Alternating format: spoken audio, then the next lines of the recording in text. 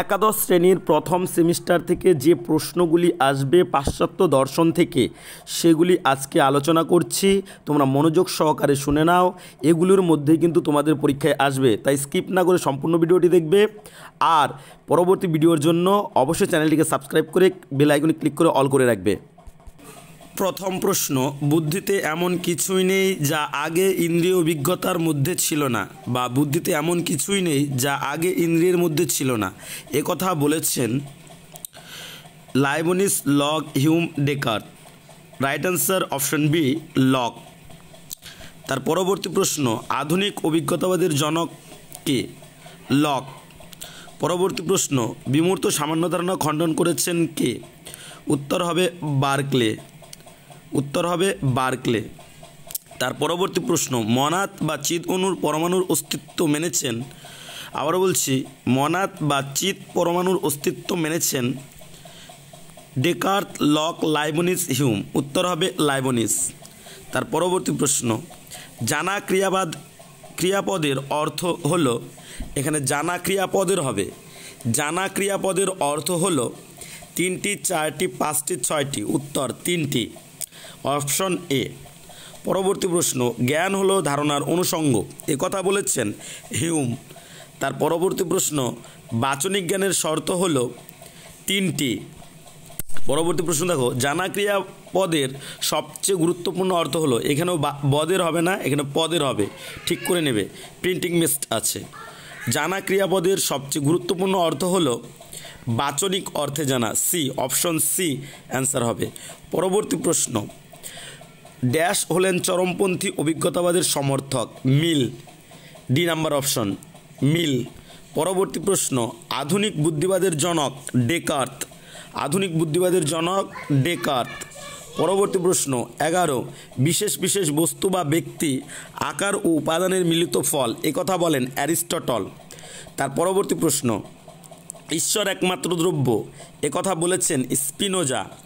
পরবর্তী প্রশ্ন দেখো, আত্মার অস্তিত্ব অস্বীকার করেছেন হিউম। আত্মার অস্তিত্ব অস্বীকার করেছেন হিউম।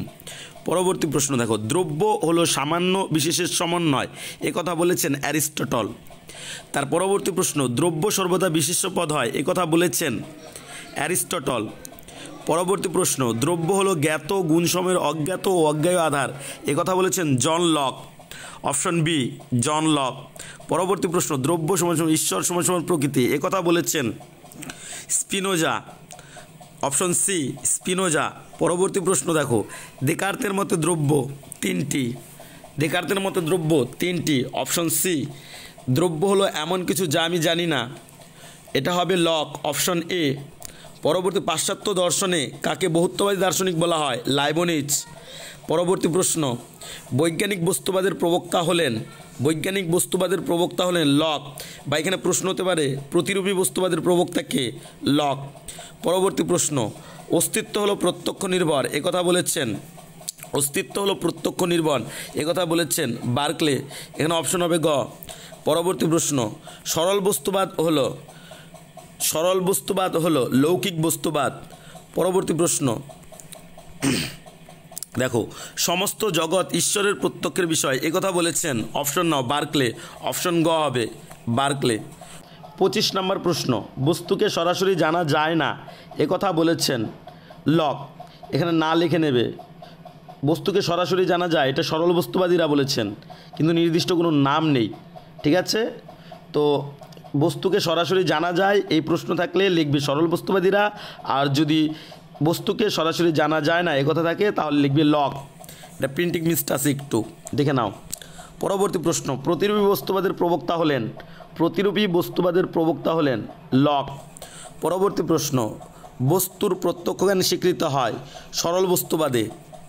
তারপর, মুখ্য গুণ ও গৌণগুণের পার্থক্য অস্বীকার করেছেন বার্কলে, অপশন খ বার্কলে। পরবর্তী প্রশ্ন 29 নম্বর, লৌহজীবনীয় তত্ত্ব বলতে বোঝায় প্রতিরূপী বস্তুবাদকে। নেক্সট 30 নম্বর প্রশ্ন, অর্থাৎ আজকের শেষ প্রশ্ন। দেখো অপশনগুলো দেওয়া আছে, ড্যাশ এর মতে মুখ্য গুণগুলি বস্তুগত এবং গৌণগুণগুলি মনোগত, লকের মতে, লক এর মতে। তো এখানে অপশন হবে লক, এখানে কল লেখা আছে।